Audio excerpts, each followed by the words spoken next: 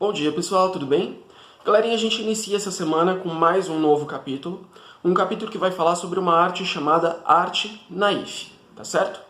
Esse termo, naif, significa na verdade ingênuo, é uma palavra francesa que traduzida para o português significa ingênuo, tá? A gente vai descobrir por que daqui a pouquinho. Antes disso, a gente vai falar sobre duas pessoas, um deles, um cara chamado Marcelo Szymanski, um artista brasileiro, que foi ao longo da sua vida, ao longo da sua carreira artística, ele foi usando temas muito comuns, temas muito sociais. E isso daqui a pouco, mais tarde, se enquadra nesse estilo artístico. A gente vai descobrir daqui a pouquinho por quê. Antes disso, a gente vai falar sobre um outro cara chamado Valdomiro de Deus. Valdomiro de Deus era um morador de rua, ele se criou na rua, na verdade, até que ele teve algumas ideias. Então ele pegava restos de cartolina, fazia desenhos muito simples, já que ele não tinha nunca estudado em um lugar técnico, em um lugar de teoria, né, para arte. Então ele pintava desenhos simples, né, do cotidiano, do dia a dia, e ele vendia suas obras ali, as suas cartolinas desenhadas no viaduto do Chá em São Paulo. Com o tempo, após conhecer grandes personalidades como Salvador Dalí, e ter o seu próprio nome em referência, em homenagem aí ao tão saudoso Jorge Amado, ele foi, na verdade, crescendo e foi ganhando aí a sua popularidade, ganhando o seu lugar ali nesse desenvolvimento artístico. Mais uma pessoa em que o seu trabalho se enquadra nesse estilo que a gente vai falar, tá bom? Galerinha, aí na página 74 você já tem três questões, tá? Duas questões para serem respondidas, a número 2 e 3 aqui na página 74 da apostila, e a número 1 para vocês responderem na plataforma, tá? E aí a gente vem... a número 4 da página 75 também na plataforma. Por mais que esteja escrito ali na número 4 para você conversar com os colegas e tudo mais, eu vou pedir para vocês usarem simplesmente a sua opinião, tá? Para vocês transportarem a sua opinião desse assunto para a plataforma ali, tá? E na página 75 a gente tem um pouquinho do que seriam as origens da arte naif, tá? Como vocês podem ver nessa página 75, ela é uma arte muito desmembrada de técnica. Ela ela não segue estrutura, técnicas e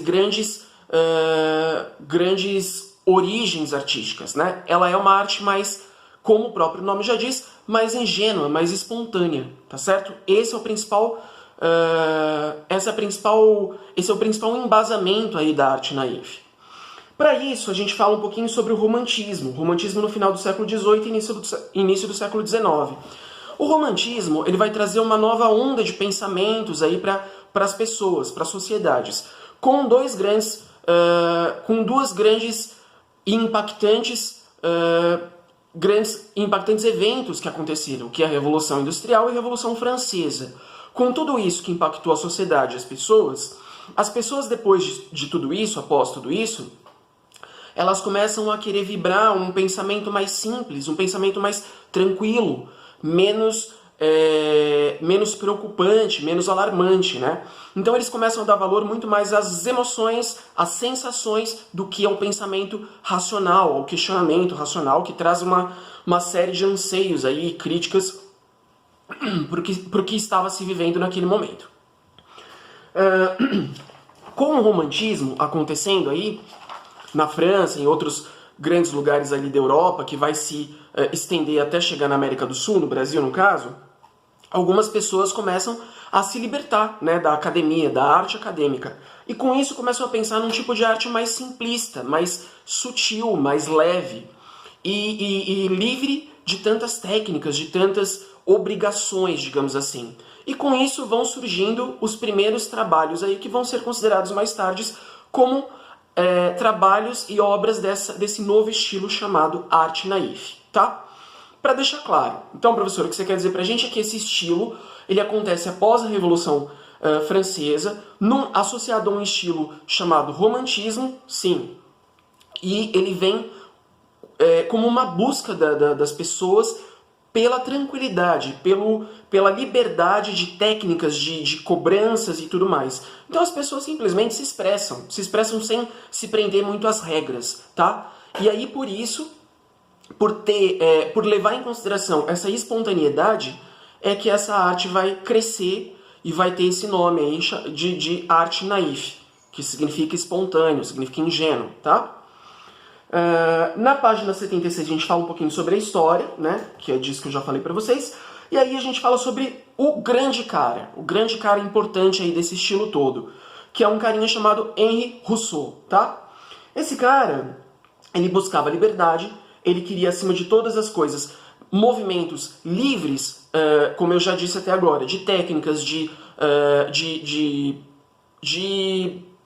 ficar preso àqueles padrões que todo mundo seguia da arte acadêmica. E aí, o que ele começa a fazer? Ele começa a pintar usando essa liberdade, usando essa expressão de liberdade que ele tem, de pensamentos livres e sensações livres, tá? Essa carreira, essa ideia de ele começar a pintar vai começar bem tarde, na verdade, só quando ele tem 40 anos, e aí é quando ele começa a se dedicar à pintura. E aí essa arte ingênua, né, que a gente vai chamar de arte naif, a gente pode comparar com um desenho infantil, que é aquele desenho que não tem presunção, né, que não quer fazer, não está preocupado se as pessoas vão achar o máximo, vão admirar ou não. É simplesmente uma forma de expressão artística, né, de expressão humana, ponto. E aí esse desenho, que tem essa liberdade despreocupada com as cores, e essa predominância de cores primárias, e principalmente com relação aos temas, então, as pessoas que pintam essa arte naif, elas não vão pintar temas que tragam aí uma certa crítica social, um sarcasmo social, nada disso. Elas vão pintar simplesmente, muitas vezes, o que elas vivem. Simples assim.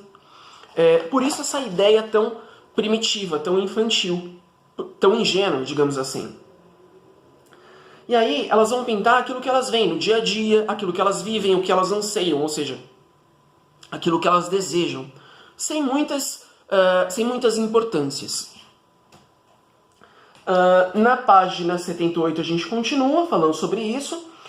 Claro que todo novo pensamento, toda nova estrutura artística passa por muitas críticas, né? Isso não foi diferente com as obras do Henri Rousseau.